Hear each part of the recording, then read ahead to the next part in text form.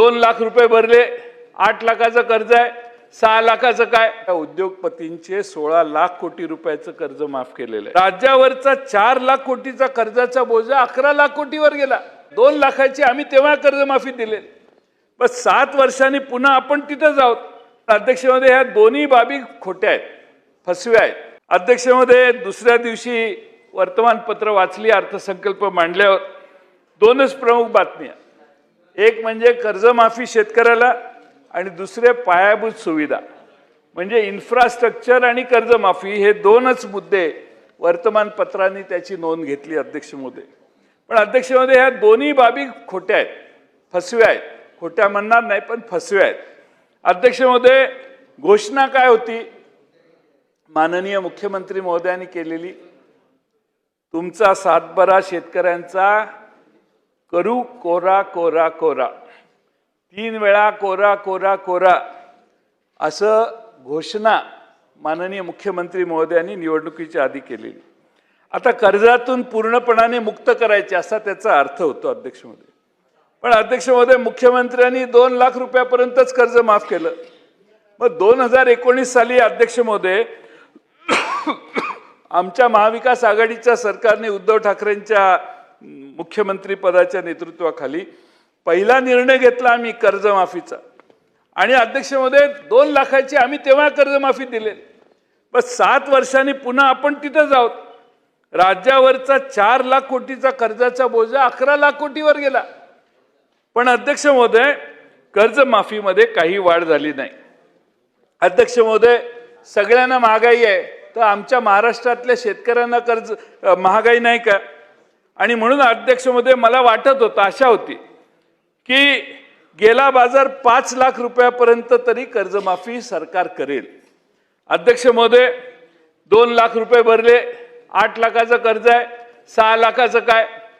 5 लाखाचं कर्ज झालं तर विदर्भात फार मोठा सावरकरजी फायदा झाला असता सगळ्यांना। पण 5 लाखाचं कर्ज, आता महागाई एवढी वाढली, खताचे दर एवढे वाढले, कर्जच तेवढं काढावं लागतंय।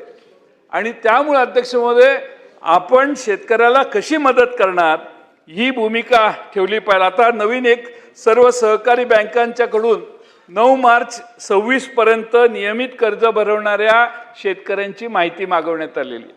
अध्यक्ष महोदय, शेतकरी आता मुश्रीफ साहेब इथं बँक चालवतात, 31 मार्चला आपण सगळे पैसे परत फेडतो, झिरो करतो कर्ज, त्यामुळे रेग्युलर कर्जदारांना देखील छाट मारायचा कार्यक्रम दिसतोय। त्यामुळे 9 मार्चला का, तुम्ही 31 मार्च पर्यंत जे कर्ज भरतील त्यांची 1 एप्रिलला यादी मागा, तुम्ही 9 मार्चलाच यादी मागायला लागलेलात। आणि त्यामुळे अध्यक्ष महोदय, माझी विनंती आहे की सभागृहातल्या सगळ्या सदस्यांच्या लक्षात आणून देतो की 2014 पासून केंद्र शासनाने भारतातल्या उद्योगपतींचे 16 लाख कोटी रुपयाचं कर्ज माफ केलेलं आहे। देशावरचा कर्जाचा बोजा 27 पर्यंत 214 लाख कोटी होण्याचा अंदाज आहे। म्हणजे आपला GDP देशाचा आहे ना, त्याच्या 56% आता कर्ज होणार आहे। परंतु शेतकऱ्यांच्याकडे मदत करायची म्हटली की पैशाची चणचण आम्हाला दिसते।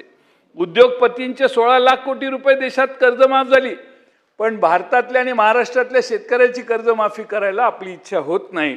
ही मानसिकता समाजाच्या समोर आपण सतत वारंवार तुमच्याकडून येते। पैशाची कमतरता नाही अध्यक्ष महोदय, विचारांची कमतरता आहे असं मला वाटतं। कारण शेतकरी काय बॉन्ड ट्रस्टमध्ये पक्षनिधी काय देत नाही, त्यामुळे त्याचा काय वर वशिला लागत नाही, त्यामुळे त्याचं कर्ज माफ होण्याचा काही प्रसंगच येत नाही। अध्यक्ष महोदय, बजेटमध्ये सांगितलेलं आहे मुख्यमंत्र्यांनी, कृषी GDP हा 55 अब्ज डॉलर वरून 47 सालापर्यंत 500 अब्ज डॉलर वर आम्ही नेणार।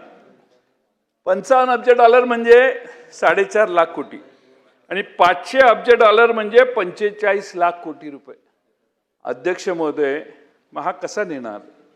त्याला काय पुढचे ॲक्शन काय?